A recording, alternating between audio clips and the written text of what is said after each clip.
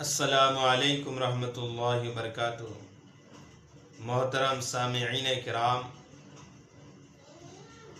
آج ہر ایک آدمی فکر مند اس بات کو لے کر ہے کہ ہمارے آس پاس میں لڑکیاں، عورتیں مرتد ہو رہی ہے، بہت تیزی کے ساتھ ارتداد پھیل رہا ہے، اور ہر ایک آدمی فکر مند ہے کہ اسلام سے لوگ کیوں دور بھاگ رہے ہیں، اس کے کارن کیا ہے۔ کبھی ہم نے اس کی گہرائی تک تحقیق کی نہیں کی۔ آج میں ایسا ہی ایک واقعہ آپ کو سناؤں گا کہ ایک خوشحال گھرانہ تھا، میاں بیوی اور 2 بچے تھے۔ خاوند کما کے لاتا اور خوشحالی کے ساتھ ان کی زندگی گزرتی۔ ایک دن ایسا ہوا کہ خاوند کا انتقال ہو گیا، پھر گھر میں کمانے والا کوئی نہ بچا۔ عورت لوگوں کے گھر میں جا کے برتن وغیرہ دھو کے، کپڑے دھو کے، جھاڑو پوچھا کر کے اپنے گھر کی خرچ پورے کرنے لگی۔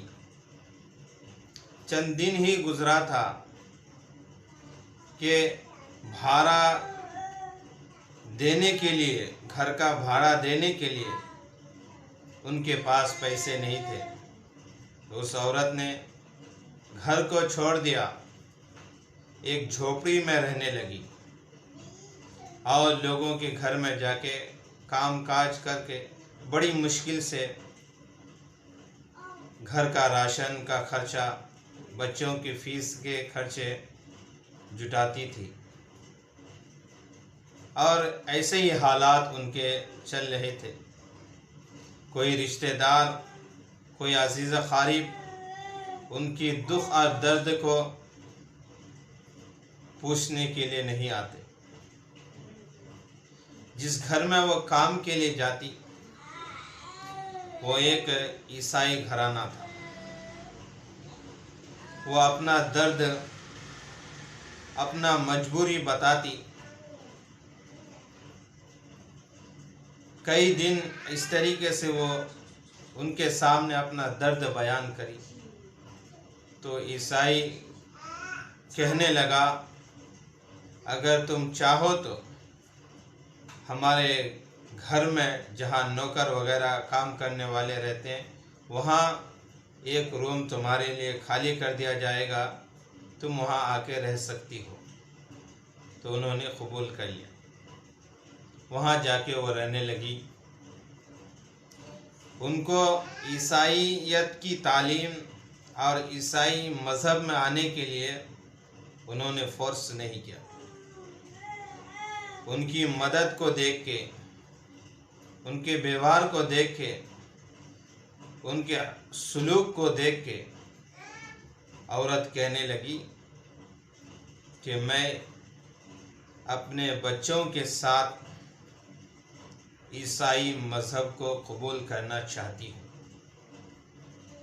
اپنے بچوں کے ساتھ وہ عیسائی مذہب کو قبول کر لی۔ پھر اپنے بچے کو انہوں نے عیسائیت کی تعلیم دلائی۔ اب اس کا بیٹا جو ہے ایک چرچ کا پادری بن چکا ہے۔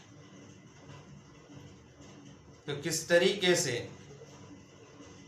ایک عورت لاچار مجبوری کے عالم میں زندگی گزار رہی تھی، کوئی ان کو پوچھنے والا نہیں، کوئی رشتہ دار، آس پڑوس ان کی خبر خیریت نہیں پوچھے۔